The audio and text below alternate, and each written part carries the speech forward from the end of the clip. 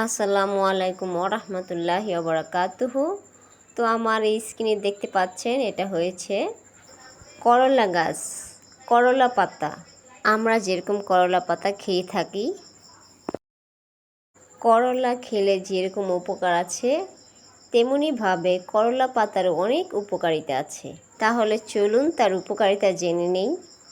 করলা পাতাগুলো পরিষ্কার পানি দিয়ে প্রথমে ধৌত করে নেব। তারপর করলা পাতা ছেঁচে তার রস পান করলে অনেক উপকার। আর করলা পাতার রস খালি পেটে পান করতে হবে।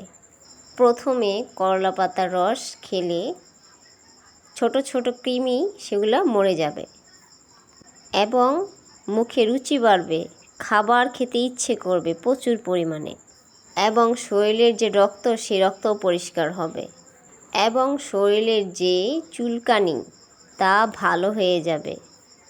যেসব লোকদের ডায়াবেটিস আছে তারা এই করলা পাতার রস ছেঁচে খেলে ডায়াবেটিস ভালো হয়ে যাবে বা কমে যাবে। আমাদের যে লিভার সেই লিভার ভালো থাকবে এবং হার্টও ভালো থাকবে। বা শরীর যদি দুর্বল লাগে তাও কমে যাবে। আর যদি ভিডিওটা ভালো লাগে তাহলে দেখবেন, লাইক শেয়ার দিয়ে আমার পাশে থাকবেন। তো সবাই ভালো থাকুন, সুস্থ থাকুন। আল্লাহ হাফেজ।